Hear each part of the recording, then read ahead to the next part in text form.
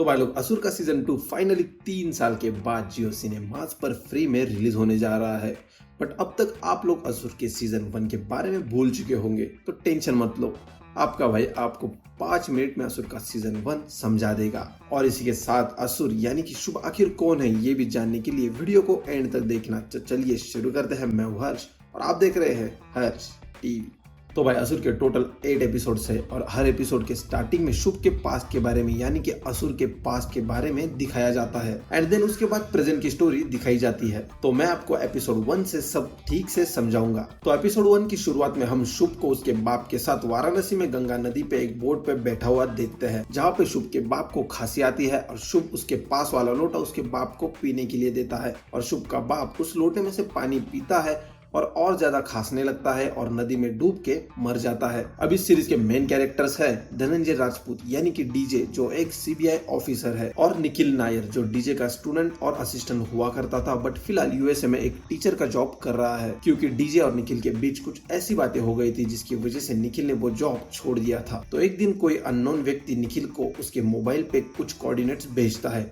जो निखिल लोलार्क यानी कि डीजे के नए असिस्टेंट को फॉरवर्ड कर देता है। और वो लोग वहां जाके देखते हैं तो वहां पर उन्हें एक लाश मिलती है जो बहुत ही बुरी हालत में होती है, जिसका फेस भी हमें पहचान में नहीं आ सकता, इतना ज्यादा उसका बुरा हाल होता है। उसके बाद उस लाश का पोस्टमार्टम डीजे खुद करता है और उसे पता चलता है कि लाश के राइट हैंड की इंडेक्स फिंगर यानी कि ये वाली उंगली काट दी गई होती है,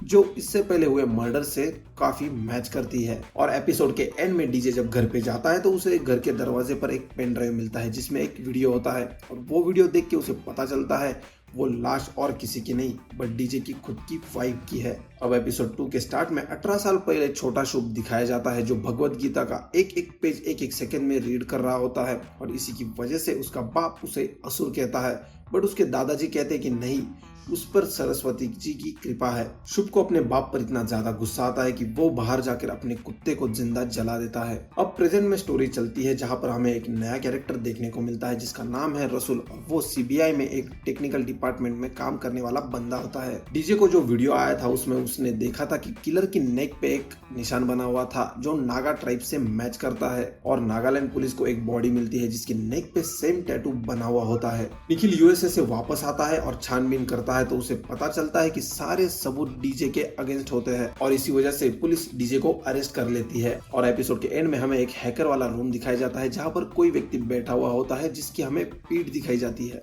अब एपिसोड 3 के स्टार्टिंग में 18 साल पहले छोटे शुभ को उसके दादाजी एक डॉक्टर के पास ले जाते हुए हमें दिखते हैं। डॉक्टर शुभ का टेस्ट लेते हैं और कहते हैं कि इसका IQ बहुत ज्यादा हाई है और शुभ को 8 साल की उम्र में पूरी भगवत गीता याद थी और वो 3 साल की उम्र से सारी किताबें पढ़ने लगा था। उसके बाद शुभ के दादाजी डॉक्टर को बताते हैं कि उसका बाप उसे बचपन से बहुत ज्यादा टॉर्चर करता है और उसे अनाप शनाप बकता रहता है और उसे असुर असुर बोल के चिढ़ाता रहता है। तो हमें दिखता है कि शुभ एक स्केलेटन के राइट हैंड के ये वाले फिंगर को ब्रेक कर देता है, क्योंकि उसका बाप बचपन से उसे गुस्से में मारते हुए वही उंगली दिखाता था। तो इससे हमें पता चलता है कि बचपन से उसके बाप ने उसके साथ जो जो किया था इसी की वजह से शुभ का हाल ऐसा हो गया था। अब निखिल को एक साथ 3 कोऑर्डिनेट्स उसके फोन पे आते हैं, जिसमें से एक कोलकाता का एक आदमी होता है जो अपनी कार में मरा हुआ पाया जाता है, उसके साथ वही से मास्क पड़ा हुआ मिलता है। सेकंड कोऑर्डिनेट और थर्ड कोऑर्डिनेट दिल्ली का होता है, जिसमें से एक कब्रिस्तान का होता है और दूसरा एक कफिन बनाने वाले शॉप का होता है। वो लोग कॉफिन बनाने वाले शॉप में जाते हैं तो उन्हें वहां पर एक टाइमर दिखाई देता है जिसपे 9 घंटे सेट होते हैं और वो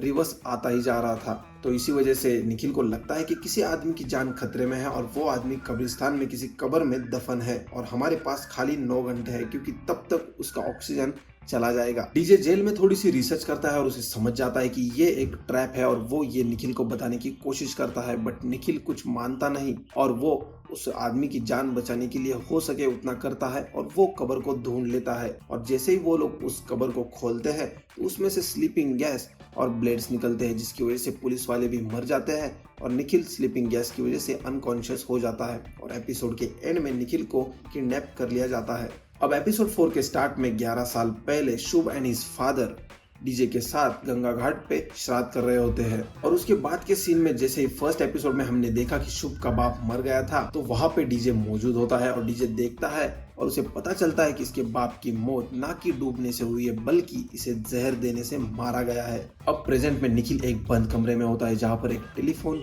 एक कैमरा और एक स्क्रीन होती है और एक आदमी उससे फोन पे बात कर रहा था जो बहुत ही शुद्ध हिंदी में बात करता है और बीच बीच में श्लोकों का उपयोग भी करता है। और वो निखिल को चॉइस देता है, या तो वो अपनी फैमिली को चुने या उसके लिए मर्डर्स को प्लान करे। तो निखिल इसके लिए हाँ बोल देता है ताकि उसकी फैमिली सेफ रहे। और उसके बाद किलर निखिल को एक डॉक्टर को मारने का असाइनमेंट देता है जिसको निखिल पूरा कर देता है और डॉक्टर की बॉडी एक नदी में डाल देता है और किलर उसके कोऑर्डिनेट्स लोलार्क को भेजता है। लोलार्क लेक पे जाके देखता है तो बॉडी पानी में डूबी हुई होती है। सो अब इस केस के लिए उन्हें डीजे सर की हेल्प की जरूरत होती है। तो लोलार्क डीजे सर को जेल से निकाल कर वहाँ पे लेके आता है और डेड बॉडी को देखकर ही डीजे को पता चल जाता है कि ये मर्डर निखिल ने प्लान किया है, क्योंकि बहुत साल पहले निखिल और डीजे का सबसे पहला विक्टिम उन्हें यही जगह पर इसी अवस्था में मिला था और इन सब से निखिल डीजे को कोई ना कोई मैसेज भेज रहा था। इस बात का डीजे को पता चल चुका था। डीजे लोलार्क को वाराणसी जाकर शुभ के बारे में और ज्यादा इन्फॉर्मेशन लाने को बोलता है। अब एपिसोड 5 की स्टार्टिंग में हमें 10 साल पहले का सिनेरियो देखने मिलता है जहाँ पर पुलिस शुभ को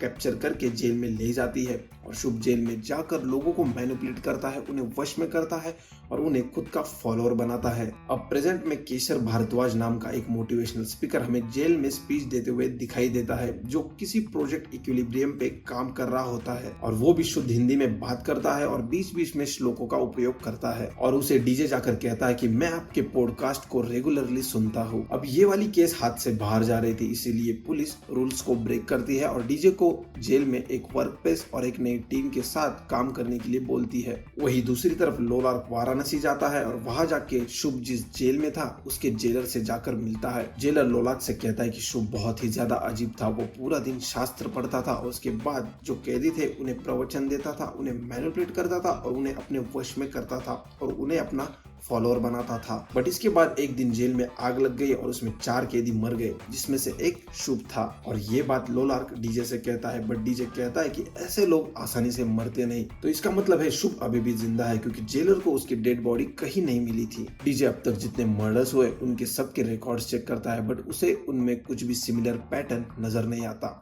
तो डीजे के टीम से एक जन बोलता है कि क्यों ना हम इनकी कुंडली चेक करें, तो डीजे इसके लिए मान जाता है। अब एपिसोड 6 के स्टार्टिंग में हमें कोल्हापुर में 1 साल पहले एक पेंटर अपने पोते को कली की कहानी सुना रहा होता है कि कैसे जब कलयुग अपने अंतिम चरण पे होगा तो कली आएगा और कलयुग को खत्म करके फिर से एक बार सतयुग को चालू करेगा। और उसके बाद सेम मास्क वाला बंदा वहां पर आता है और पेंटर से कहता है ऊपर जाके गॉड से कहना कि आई एम रेडी, और उसके बाद वो पेंटर को मार के उसकी इंडेक्स फिंगर को काट देता है। अब प्रेजेंट में लोलार्क जाकर शुभ के दादाजी से मिलता है। शुभ के दादाजी उसे शुभ की स्केच बुक दिखाते हैं जिसमें असुर के चित्र विचित्र चित्र होते हैं और शुभ के दादाजी लोलार्क को शुभ के पास के बारे में बताते हैं कि कैसे शुभ के बाप ने शुभ की बर्थ डेट को प्लान किया था धनिष नक्षत्र में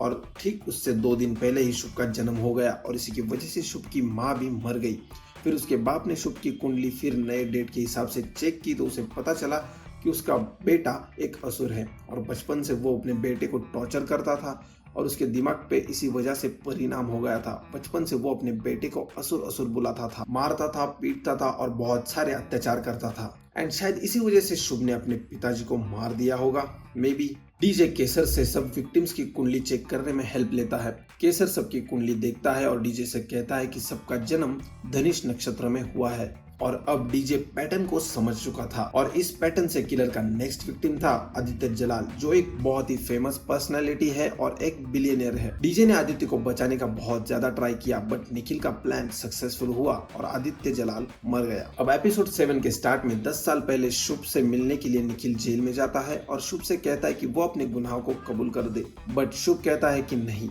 अब प्रेजेंट में लोलार्क को केसर पे शक हो जाता है और वो उसके जेल के स्पीचेस और उसके पॉडकास्ट को कंपेयर करता है और उसे पता चलता है कि दोनों में जो व्यक्ति बोल रहे हैं वो अलग अलग है, क्योंकि पॉडकास्ट में और जेल के स्पीच में बहुत ज्यादा फर्क था। पॉडकास्ट में जो व्यक्ति बोल रहा था वो बहुत ज्यादा फास्ट बोल रहा था और कम समय में ज्यादा वर्ड्स भी बोल रहा था, और ये वाले पॉडकास्ट बहुत ज्यादा फेमस हो चुके थे और लोगों को इन्फ्लुएंस भी कर रहे थे। निखिल ने आदित्य जलाल के मर्डर में कुछ हिडन मैसेजेस भेजे थे, जिसकी वजह से डीजे उसके कोऑर्डिनेट्स को क्रैक कर लेता है। उसके बाद डीजे निखिल की वाइफ नैना को खुद का नाम उस डेटाबेस में डालने को बोलता है, जिस वजह से किलर को लगे कि अगला विक्टिम और कोई नहीं बल्कि डीजे है, और इस वजह से वो किलर को पकड़ पाएगा। अब सीरीज का लास्ट एपिसोड यानी कि एपिसोड 8 के स्टार्टिंग में 10 साल पहले का सिनेरियो दिखाते हैं, जहां पर निखिल और डीजे शुभ को लेकर आर्गुमेंट कर रहे थे, क्योंकि निखिल को पता चलता है कि शुभ को जेल में डालने के लिए डीजे ने उसकी बर्थ डेट को चेंज कर दिया था और एक फेक विटनेस भी लाया था, और इसी वजह से निखिल और डीजे के बीच बहस होती है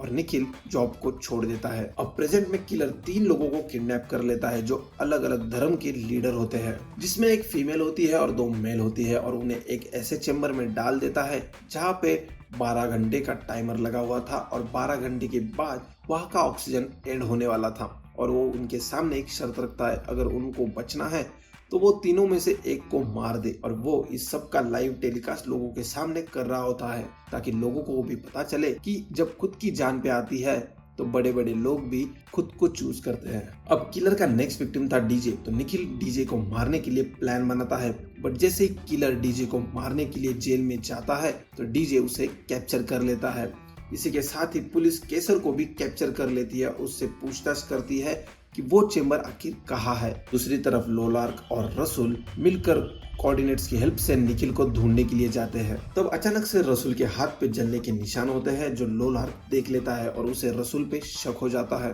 तो वो उसे उसके पास्ट के बारे में पूछता है, उसके फ्रेंड्स फैमिली के बारे में पूछता है, बट रसूल उसके आंसर बहुत ही आसानी से देता है और लोलार्क का शक गायब हो जाता है। दूसरी तरफ निखिल उस रूम से भागने में सक्सेसफुल हो जाता है और उसके बाद रसूल और लोलार्क वहां पर पहुंचते हैं। तभी रसूल के बैग से एक स्केचबुक गिरता है, जो लोलार्क उठाता है और वो देखता है उसमें सेम चित्र थे जो उसने शुभ के डायरी में देखे थे। तो पीछे से रसूल लोलार्क पे अटैक कर देता है और उसे बेहोश करके चेयर से बांध देता है, और उसके बाद वो लोलार्क को अपनी कहानी बताता है कि कैसे उसने बचपन में अपने टीचर को मार दिया था। जेल में केसर डीजे को बताता है अगर उसे चेंबर का पता चाहिए तो उसे उसकी कर्मा वाली थियरी पे बिलीव करना होगा और उसके पास दी गई 3 पिल्स को खाना होगा जो जानलेवा थी। सो डीजे एग्रीज और वो निखिल को चेंबर का पता बता देता है, और जैसे ही निखिल चेंबर के यहाँ पहुंचता है तो उसे रसूल का कॉल आता है और वो उसे अपनी बेटी रिया और उन 3 लोगों के बीच चूज करने के लिए बोलता है, और निखिल उन 3 लोगों को चूज करता है और शुभ उसकी बेटी रिया को मार देता है। और इसी को देखकर कुर्सी पे बंधा हुआ लोलार्क हंसता है और शुभ और रसूल जो भी है उसे कहता है कि तुम हार गए, और गुस्से से रसूल गन उठाता है और लोलार्क को शूट करके मार देता है। इसके बाद पुलिस तीनों लोगों को चेंबर से बाहर निकालती है, बट उसके बाद उस औरत को बहुत ज्यादा गुस्सा आता है, वो गन निकालती है और आदमी को शूट करके मार देती है। इसका मतलब जो शुभ को चाहिए था वही हुआ। एट द एंड सब बहुत ज्यादा टॉक्सिक हो जाता है, बट एक सवाल रहता है कि आखिर असली शुभ कौन है। तो ये थी असुर सीजन 1 की पूरी कहानी। देखो, ये कहानी बहुत ही ज्यादा इंटेलिजेंटली लिखी गई है, जहाँ पे ना तो हीरो की जीत हुई ना तो विलन की। विलन को यानी कि शुभ को ऐसा लगा था कि लोग बहुत ही ज्यादा सेल्फिश है और वो खुद को चुनेंगे, बट हुआ उल्टा। डीजे ने अपनी जान की परवाह नहीं की और तीनों पिल्स को खा लिया। दूसरी तरफ निखिल ने अपनी बेटी को उन 3 लोगों के लिए कुर्बान कर दिया। और देखा जाए तो यहाँ पर हीरोज की भी जीत नहीं हुई है, क्योंकि एक तरफ निखिल ने अपनी बेटी को खोया तो डीजे ने अपनी वाइफ को, और इतना सारा कांड होने के बावजूद भी उनको पता नहीं चला कि असली शुभ आखिर है कौन। और जो शुभ का असली मकसद था, यानी कि उसे जो लगा था कि वो अच्छे लोगों को मारेगा और इसी की वजह से कली प्रकट होगा, तो ये उसकी गलतफहमी थी, वो भी पूरा नहीं हुआ। और इसी की वजह से वो लाइव टेलीकास्ट करके लोगों को ये बताना चाहता था कोई कितना भी अच्छा हो, बट जब खुद पे आती है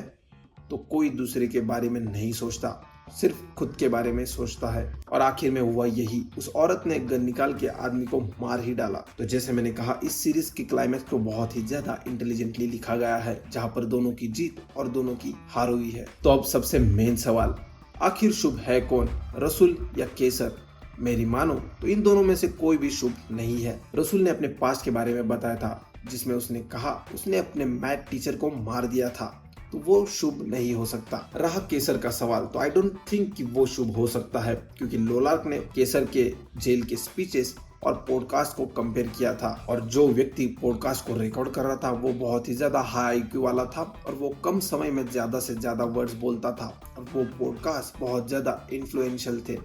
जो लोगों को बहुत ज्यादा इन्फ्लुएंस कर रहे थे और लोगों के बीच बहुत ज्यादा फेमस थे। तो आई डोंट थिंक कि केसर शुभ हो सकता है। और इन दोनों को छोड़कर तीसरा बंदा हमें सीरीज में दिखा था जिसने निखिल को किडनैप किया था, पर आई डोंट थिंक वो भी शुभ हो सकता है, क्योंकि उसने खुद ने कबूल किया था कि वो शुभ का एक फॉलोअर है। तो सभी बातों का विचार किया जाए तो मेरे हिसाब से जो बंदा पॉडकास्ट रिकॉर्ड कर रहा है वही असली शुभ है, क्योंकि उसका चेहरा सीरीज में दिखाया नहीं गया, और शुभ इतना ज्यादा इंटेलिजेंट है, वो अपने काम उसके फॉलोअर से करवाता है, वो खुद नहीं करता। जेल से बचकर 4 लोग निकले थे, जिनमें से ये 3 थे, और चौथा बंदा खुद शुभ था, जो अब पॉडकास्ट रिकॉर्ड कर रहा है और बाकी लोगों को कंट्रोल कर रहा है। और अब 3 साल बाद 1 जून को असुर का सीजन 2 जैसे आ ही रहा है, तो हमें पता चल ही जाएगा कि असली शुभ कौन है, उसका अगला मिशन क्या है, उसका अगला मकसद क्या है। तो आपके पास असुर को लेकर और भी सवाल है तो कमेंट सेक्शन में मेंशन कर दे, मैं उसका जवाब दे दूंगा।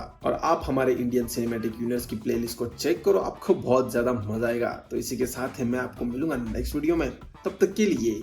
Bye bye.